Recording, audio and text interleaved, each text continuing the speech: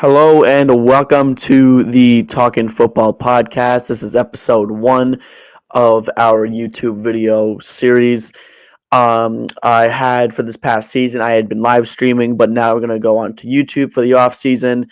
So get ready for that. I'm going to upload more videos in the future as well as the off season progresses. But for now, we're just going to stick with recent rumors on both trades and signings, and as well as the draft as we approach that. So if you're new, my name's Kyle. I had been, again, like I said, I've been doing this basically since last off season, like late August, I would say, before the preseason started. um, and I'm trying to expand on this a little bit more, so you're going to see more videos in the future. If you want to follow my Instagram, I'm Talking Football Pod there, so give that a follow if you want. All right, so let's get right into this. There's a couple of things that we are going to talk about today, and the first thing we're going to talk about, maybe not so newsy per se, but I think this is something that a lot of people have been anticipating over the last couple of years, last like decade, really. EA College Football is back. They're bringing it back in 2025, I believe. Their promo said it's going to be the first one in I think 11 years. The last one they did was in 2014.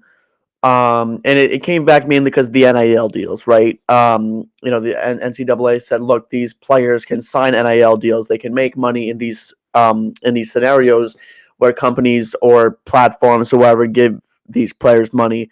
That's allowed. That wasn't allowed. I don't know if you guys remember this, but Destroying, he played for UCF. He was a kicker, and then he wanted to continue. He wanted to make a YouTube channel. He did. Very successful. But the NCAA said, look, it's either football or YouTube. You have to choose one. He chose YouTube, and they said you can't play anymore. But now we're here. He could theoretically play and keep his YouTube channel if he wanted to. But anyways, to go into the present now, players can make money off of anything right now, and this was a big part of why this game is coming back. And I think it's a great idea. Now I will say some people have said that EA Sports doesn't do the best job on Madden. I've had every Madden over like the last, like, I think 6 years, I'd say maybe 5 or 6 years. And really, I think as it gets more into like the next gen, I think I'm not going to say that they're terrible, because they're not. Let's face the facts. They're not bad, but people are saying maybe let's give 2K a chance here. But I will say I do like that EA is bringing this back. I think it's a great option for fans, because there are some people who just like college football and they don't really watch the NFL. So there's no point in buying Madden, but the college football will come back. So I like this. I like this a lot. I think it's great for everyone, really. Now, who's gonna be on the cover? I don't know, because you have all the imagine this cover. This would be amazing, and you're gonna see all like, oh, what if Joe Burrow was on the cover from LSU? But now it's coming out next year, so it would be someone from this upcoming season. So who could that potentially be? I don't know. Maybe Jalen Milroe, if Alabama's good. Maybe Will Howard, Ohio State. I'm just trying to think of who would be maybe really good this year. Drew Aller, if he plays well. There are definitely a lot of options for the cover. But I just wanted to talk about this because I thought that this was really cool.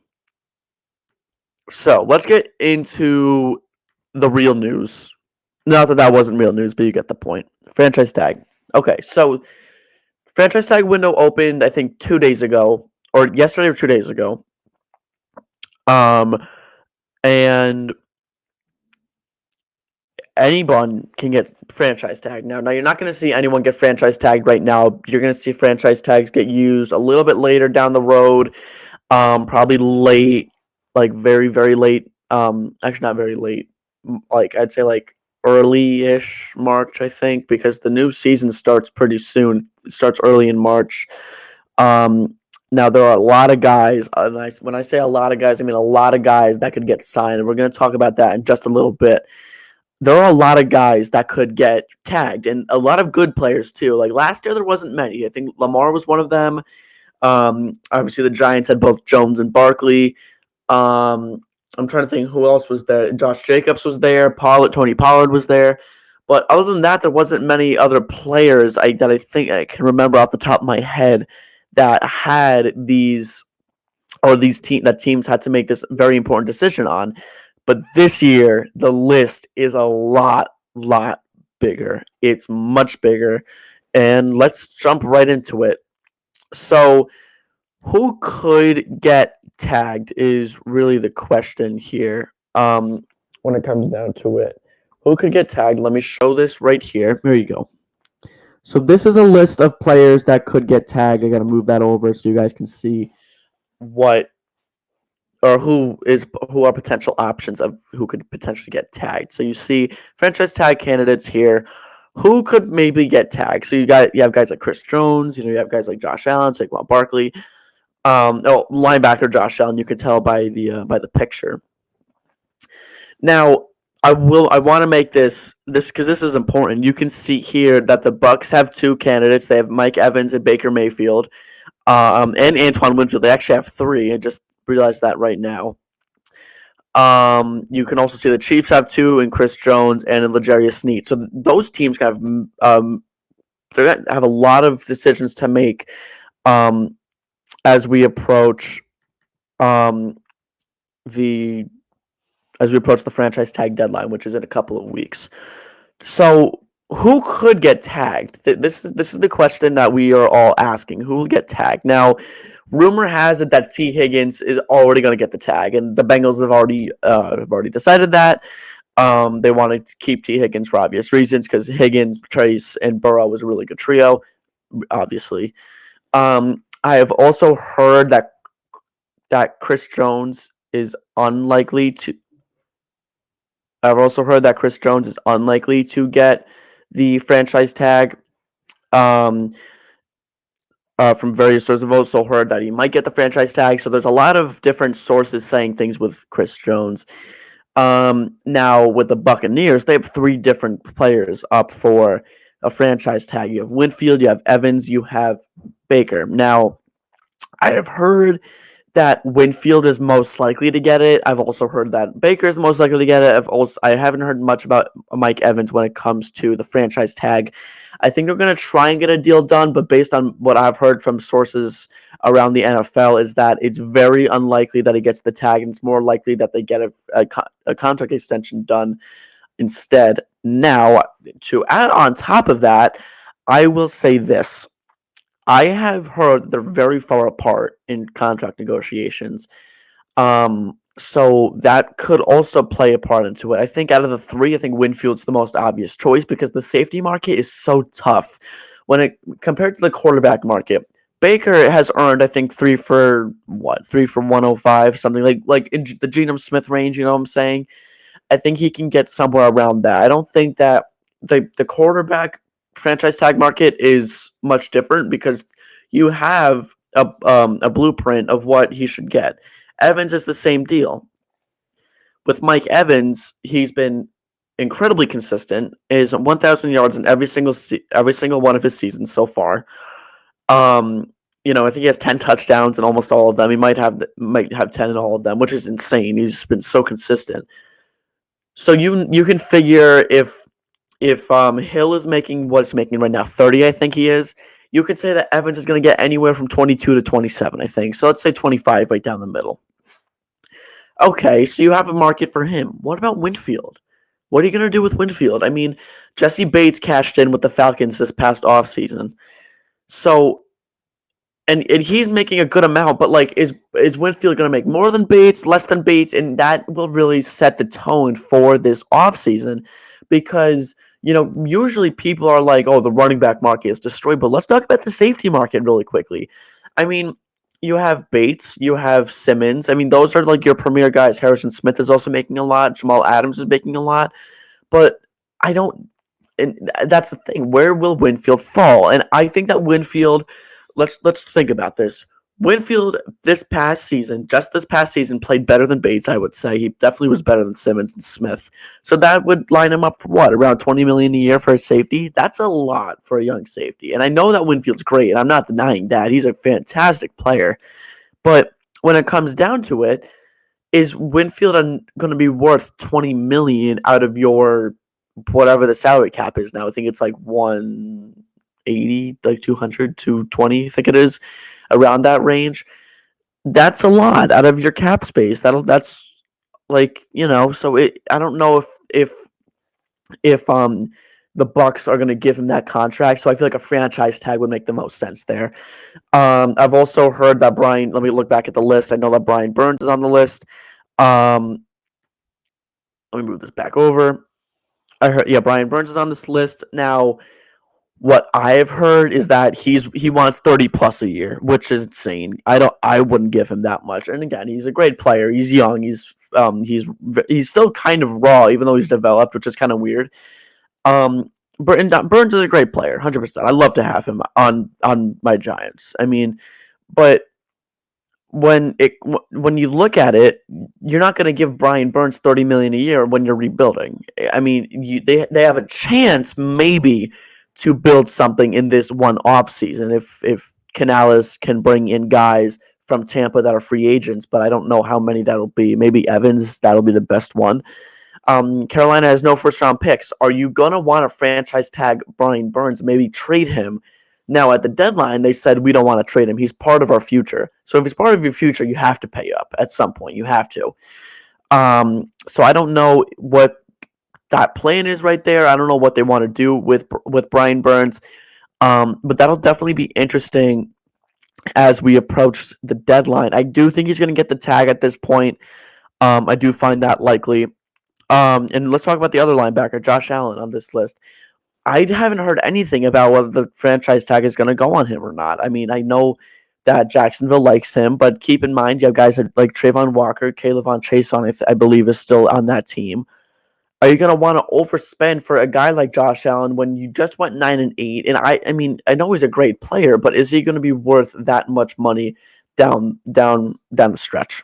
Or would you rather save up that money or save up draft capital to address the edge position? That's the question that the Jaguars need to answer. I don't know if there is an answer to that question. Let's look at more down this list. L'Jarius Sneed, I have heard that I don't think he's going to get the tag. I think if anything, they'll let him walk because Chris Jones is probably a little bit more important than Sneed at this point. The running back market is really interesting, though. When you look at the market right now, free agents this year include obviously you have Barkley and Jacobs on this list. And then who else do you have? You have guys like you have Eckler, you have Pollard. Pollard also could have been on this list, but I feel like these guys are probably a little bit more important. Eckler, Pollard, Singletary, Devin Singletary is also available. Um, I think Dalvin Cook's available. He's a little washed up, but I think he still has something left in the tank. Elliott's available, I believe. I can't think of any more off the top of my head, but this basically what I'm saying is that this running back free agency class is pretty loaded. I mean, there's a lot of good talent. So I don't know if these teams. I know the Giants are unlikely to put the tag on Barkley. That's a report I've heard. They don't have a ton. I mean, they have a decent amount of cap space. I think they have like 22 million in cap space. If they give Barkley the tag for the second straight year, that would take up a lot of their cap. I mean, they would bring them down to 8 million because they used it 2 years in a row, which I don't think is something that they want to do. Jacobs, on the other hand, Pierce might want to keep that running game, and he's familiar with Jacobs, so I feel like it would make the most sense for them to keep Jacobs. But again, I don't know if the tag makes the most sense in this scenario. So yeah, I mean that there's a lot of things to think about with the tag, and it's the franchise tag market's a lot more loaded. So you may see players get tagged and then traded, like you may have seen a couple years ago. But it's definitely gonna be interesting. So buckle up and be on the lookout for that. All right, let's move to trade rumors. I have heard almost no progress on a Vikings Jefferson deal. In fact, I've heard that they're hesitant to give Jefferson guaranteed money. So let's talk about this. Kirk Cousins is a free agent. I didn't include him on the franchise tag candidate list because I just don't see him getting the tag. I feel like if he were to, I feel like if someone were to get the tag, it'd be Hunter. But I don't think he'll get the tag. Like that's why I didn't put them on there because I don't feel like they were going to get tagged anyways. Jefferson has made it incredibly clear that he wants Cousins as his quarterback. So, are you going to keep Cousins to make Jefferson happy? Like, are you going to overspend for Jefferson to be happy? Like, you need to keep Jefferson happy. And the Vikings, I don't think they're going to do either. I don't know what they're doing here. I mean, you have a guy like Kirk Cousins who is coming off an Achilles. Okay, fine. He's well liked in the locker room. He's played well enough to get another contract. And I know, like, he is mid-30s, going to late 30s. He's still playing at a high level. He's precise. He plays with poise. He's a great quarterback. I don't see the point in not taking him or not bringing him back for another couple of years. That'll make Jefferson be like, okay, great, yeah, that's wonderful. So now I've already heard that they want to bring Cousins back, but they don't want to give him too much money. It's like, okay, so let's just assume that Cousins leaves. Now Jefferson's like, I want to break the bank. Look at this headline right here. Vikings are hesitant to give Jefferson guaranteed contract. They don't want to give him guaranteed money past the first year. Like, what are we doing, people? I mean, Jefferson is the greatest receiver that the league has seen in a very long time. Is he he is the best receiver in the league, and I will gladly debate with you guys on that. He's easily the best. He's better than Hill. He's better than Lamb. He's better than Brown. He's better than Kupp. All of those guys. He just tops them. And Chase. He's better than all of them. I don't understand why the Vikings don't want to keep him. It makes no sense to me. I don't understand this at all. He is your best receiver since Moss. That was 20 years ago. He's a guy like Randy Moss, except without the drama. Don't you want to keep that? That's what I don't understand. What's the point of not keeping him? I don't know what they're trying to do here. I think it's interesting that they don't want to give him guaranteed money because they'll be like, all right, you're not going to give me money, then I don't want to be here anymore. It's like you're just making the hole much deeper. That brings me to my next question. Could Jefferson get traded? I've heard almost no rumors about this, but it's a possibility at this point. So let's talk about this really quick. Could Jefferson get traded? Is this something that could happen? At this point, right now, I would say no.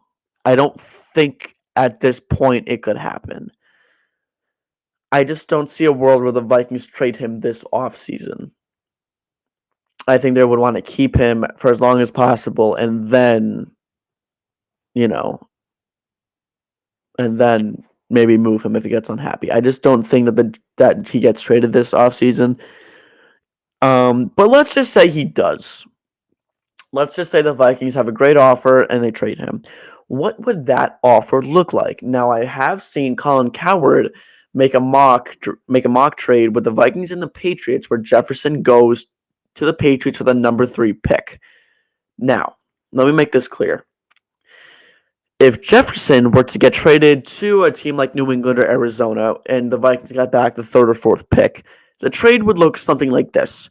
It would be Jefferson to New England in exchange for the 3rd overall pick, a 1st-round pick next year, and a 2nd-round pick this year or next year. Arizona's would look very similar.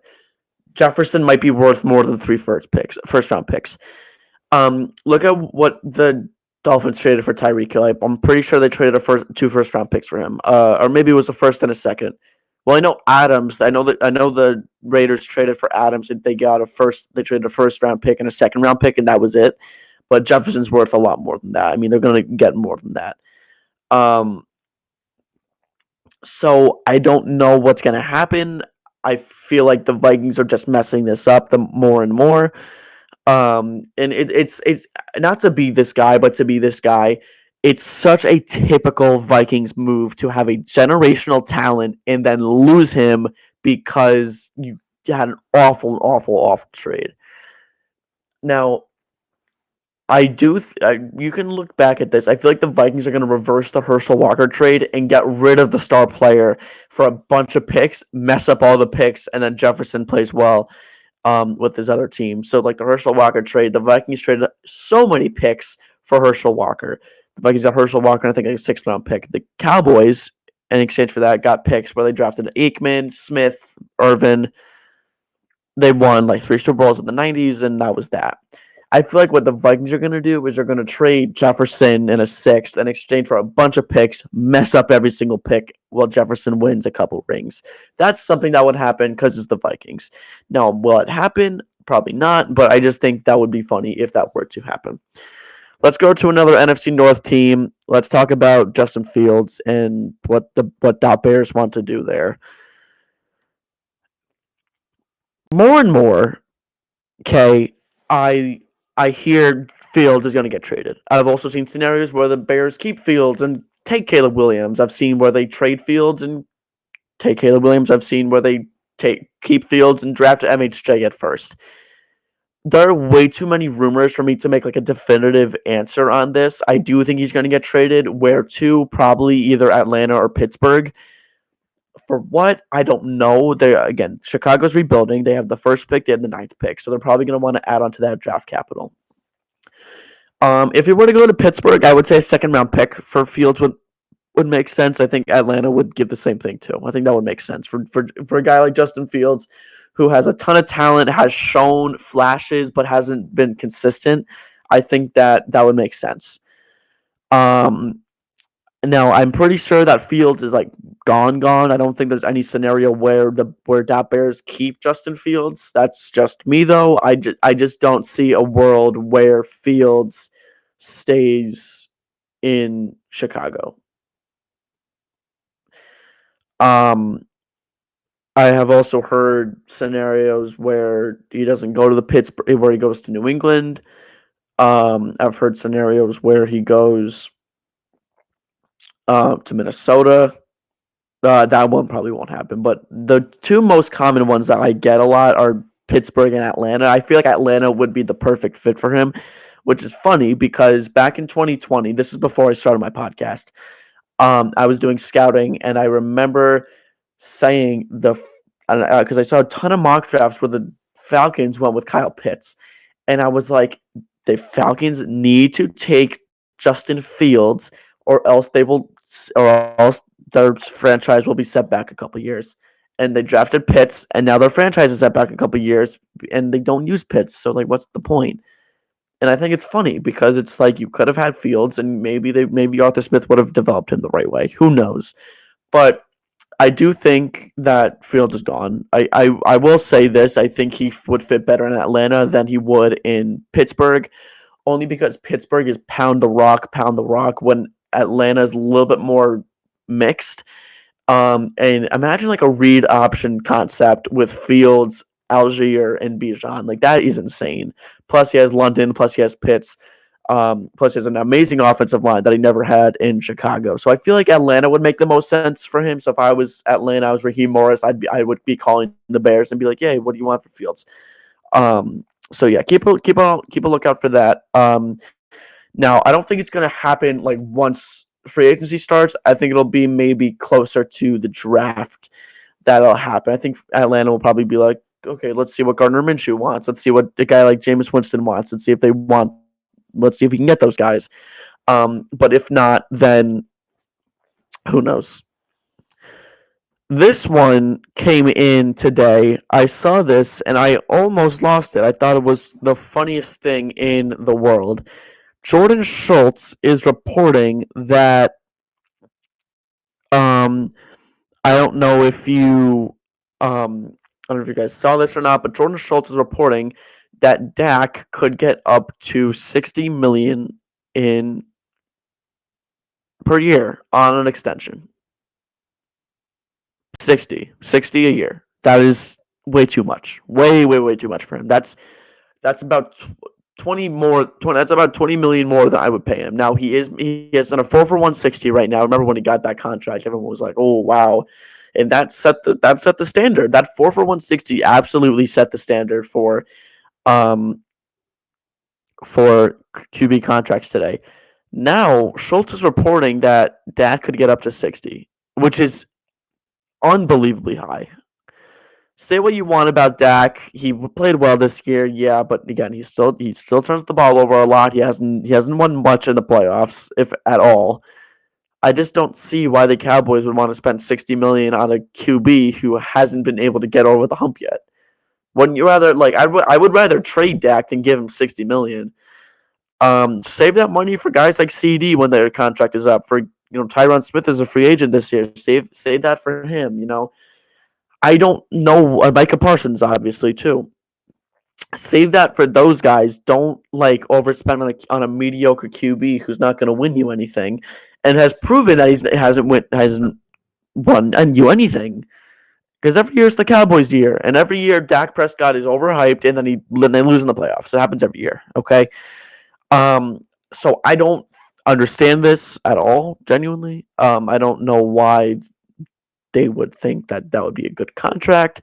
Now, if it's for 60 million a year, I would imagine that it would be a shorter contract. It probably would be like 4 for 240. Um, and then let's say around like 175 that's guaranteed. 180 is guaranteed. I don't think they would want to lock in a contract that's that rich for like 6 years. That just doesn't seem like something that Jerry Jones would want to do. All right, let's get into non QB rumors. And this rumor actually kind of got me excited for Houston next year. So if you guys I've been listening since the first live podcast, you know how much I loved Houston coming into this season. I said they're going to go 10-7, make the playoffs. They did, and they won a playoff game. They obviously got crushed by Baltimore the next week, but I was correct on my prediction. That was my one massively bold take. I was like, they're going to go 10-7. They're making the playoffs. They did. Anyways, so Houston is interested in free agent running backs. We just talked about this a couple minutes ago, saying that they're interested in running backs. There are many running backs in free agency. So there's again, like I said, Barkley, there's Jacobs, Pollard, Eckler. I've heard that they're very interested in Saquon Barkley. Now Barkley would fit perfectly in Houston's scheme. I think that would be a great addition for Houston. And I think Barkley would fit great. I don't think there's any other running back except for Tony Pollard that would work for Houston. Now, the one thing I'm going to say is this: Houston is in a very odd situation. You went 10-7 in a year. You should have gone 5-12. Now you're going to spend like a 10-7 team, and they might go 8-9 next year. And then they're like, okay, well, what happened? This happens to so many teams. They're bad. They fire their head coach, hire a new one. That new head coach brings that bad team to the playoffs. They then spend a lot of money to continue their playoff success, then they regress because a lot of those guys had career years and could not continue in the next season. That's what happened with the Giants this season. Last year they fired Joe Judge. They hired Brian Daboll. Daboll brought let's be real, a bad team to the playoffs. Jones was fantastic. Then in the offseason, they spent as if they were going to be a consistent wild card team, and they missed the playoffs, and they were ended their 6-11. But that's only because of Tommy DeVito. So if I'm Houston, I would hold back. I'd rather get a guy like re-signing Devin Singletary than going out and making a splash move. But then again, you might want to run the ball more to keep CJ Stroud healthy for as long as possible. But it'll definitely be interesting to see how Houston approaches this offseason, if they're going to be aggressive like they were last offseason, or if they're going to be a little bit more laid back. Because if you guys remember, they had the second pick and the 12th pick in last year's draft, and they ended up trading the 12th pick all the way up to number 3 to get Will Anderson. They ended up getting both Rookie of the Year winners. So I'm curious to see how aggressive Houston's going to be this offseason. Now I'm going to go to the NFL draft. There's not many rumors early on because rumor season happens later. That's when you get all the smoke screens. But this is the one smoke screen that I don't know if it's a smoke screen or if it's genuinely true. Rumor has it that J.J. McCarthy is high on many boards. I don't know why. And I'm gonna make a disclaimer if you're new. I'm an Ohio State fan. Okay, I'm an Ohio State fan, and I'm not saying that JJ McCarthy's bad because I'm a Michigan hater, even though I am. JJ McCarthy should not be going in the first round. He shouldn't be going in the second round. I would not take him until the sixth round. Genuinely speaking, I wouldn't. What are his pros? He's a good leader. I think he's pretty accurate in a clean pocket, and he's very mobile. Those are like really two things because everyone's pretty accurate in a clean pocket. His arm is mediocre, in my opinion. He's not great under pressure. He doesn't have much poise. Like when you look at JJ McCarthy, what I see a leader, but I feel like he's kind of like um he has no bark. You know what I'm saying? Like he doesn't have like um I'm gonna need to do more scouting, and I'm probably gonna come back on this. I'll be like, wow, Kyle, you're an idiot, or I might be like, okay, no, you're right. JJ, I just don't understand at this point in time why JJ McCarthy is ranked so high. I don't think he's a fifth round. I think he's a fifth round talent. He's a better Zach Wilson. Let's compare him to Zach Wilson coming out of BYU. Arm talent goes to Zach Wilson. Mobility, I think, is pretty tied. I think that might even go to. Let's give that to McCarthy. Um, Accuracy, I think we can probably give that a tie. Leadership is going to go to JJ McCarthy, 110%. Poise is Wilson. Um, Athleticism is probably going to be a tie. I think JJ might have that. But in terms of like pure passing, it would be Wilson. I mean, McCarthy's just athletic. He's not a great passer. He's more of an athletic guy. So I don't know why I'm seeing so many things about JJ McCarthy is so good. He's the best QB in this draft class behind Caleb Williams because he's not. Jaden Daniels is so much better than him. Drake May is also so much better than him at this point in time. Keeping my stuff pro days and stuff, but I just don't see the hype behind these guys. Behind JJ McCarthy. So yeah, I don't know why he's so high on many boards. Again, like I said, I'm probably gonna come back to this. I'm gonna think like, oh, Kyle, you're an idiot, but or hey, I might be right. I think I'm right. I just don't see a world where McCarthy goes in the top 15 or top 20 or even the first three rounds. He's just not that guy. But and I don't know. It depends on what people think. All right, so that's how we're gonna end episode one, of of the podcast. I'm gonna try and upload weekly. I'm not totally sure, but I'll do my best to do that. If you also make sure you follow that Instagram, Talking Football Pod, for posts there. And yeah, that's how we're gonna end first pod being the rumor mill. No real updates, but a lot of rumors. This is where we go into the fun part of the off season. All right, that's how we're gonna end this. I'll see you guys later.